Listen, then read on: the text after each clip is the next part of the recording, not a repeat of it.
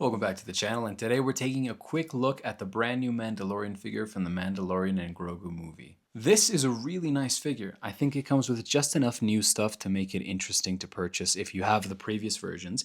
And if you don't have the previous versions, then this is a fantastic figure to get if you're into the Mandalorian or into Star Wars at all. I really hope that this movie does well, and if it does, I think people are really going to be clamoring for this figure. So if you really want it, go out and get it quickly because I fear it might be flying off the shelves in a few short months. To take a quick look at this figure, I think this is a figure that really nails all the different aspects that it could. And it comes with some really great accessories from the new movie that I'm very excited to show you. So without further ado, let's start off by taking a look at these accessories. Starting off, we have his main accessory being Grogu. This is a brand new Grogu sculpt that we have. This is actually our 10th Grogu in the line, and I think this is a really cute little guy. If the sculpt looks a little odd, that's because he's specifically sculpted to hang on to the Mandalorian's jetpack. As you can see on the jetpack, you have this little notch up here, and his little hand just pops right in there, and he hangs out just like that.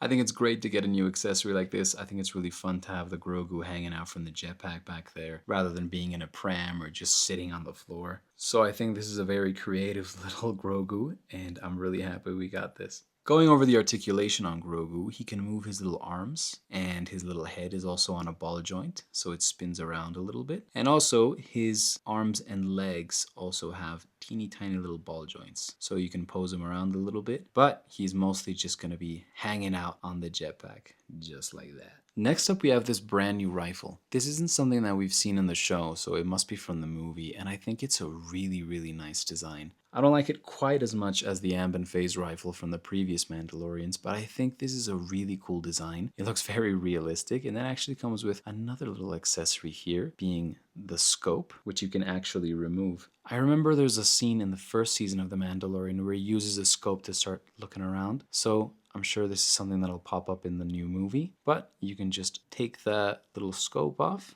and you can put it back on just like that. There you go. Next up on the new accessories, we have this really cool gladiator sword. This is styled to look like a gladius, which is a Roman sword. I'm really excited to see Mando use this in the new movie. Now for some accessories that we've seen before. This is the Mandalorian's blaster. This is the same sculpt that we got with the recent Pagadon version, and I believe with the Glavis Ringworld Mandalorian. I think this is a great blaster as well. I love all the little details that you can see right here. This is definitely a very nice sculpt. Next up, we have an incredibly tiny accessory being the Mandalorian's Vibro Blade.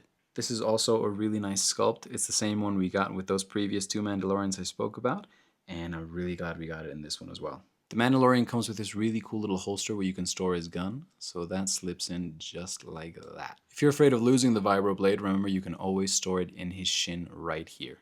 It just slots in and it won't go anywhere. The last accessory that he comes with is his brand new hand that is specifically molded to hold the Vibro Blade. The Vibro Blade is a little too small to fit in the regular trigger hand, so they made this one which holds it really nice. As you can see, this hand holds the Vibro Blade perfectly, so you can just slot that in there, and that's a very nice tight grip for this hand.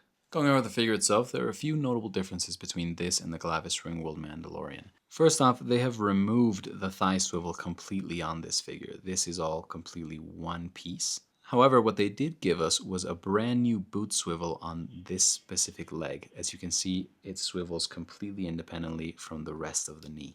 Unfortunately, there's no boot swivel on the other side, but I believe that's due to the Vibro Blade storage. Overall, the paint on the Beskar is very nice. It has a very shiny look that looks even better than the previous versions. Another notable change is that now we have a gray cape as opposed to the brown one on the Glavis Ringworld, and this cape looks really nice. It has some very cool stitching up at the top to give it shape, and at the bottom it has a little bit of fraying to show that it's been used and worn up and tattered. Moving the cape back, we can see that the port to store the amp and phase rifle has been removed. I think this is a very unfortunate thing. I would have enjoyed to have it still there, but it does look a little bit cleaner, and you can still put his jetpack right on there. Articulation is just what you would expect out of brand new Black Series figures. I don't like to go over the articulations because I feel like most figures have the same thing, but all the articulations work really well. You can get some incredibly natural poses. I really like the new roly-poly wrists that they've given us. I think these work really well, and I'm really happy to have them here. Besides from the lack of thigh swivel, all the articulation that you want is there. I think this is a really great, really posable figure. So let's take a look and compare it with a few other Mandos. First off, here is the brand new Mando compared to the previous one we got, being the Glavis Ringworld Mandalorian. As you can see, I think the Beskar paint on the new one is a lot shinier. It looks a lot more reflective and a little brighter even. Another one of the main differences here are these blue pieces that on the old one were painted to be very, very blue, but on the new one look a little more gray, much more in line with this little underskirt. Besides from that, the only really other difference is the cape color. The cape on the previous one is a lot more brown and the new one has a gray cape. Now, I'm really not sure about this, so take it with a grain of salt. I may be crazy, but I believe this is a brand new head sculpt on the new figure. I feel like these parts down here look a lot more flared out than on the previous one. I think taking a look at different angles, I think this new one just sort of encapsulates that helmet look a lot better.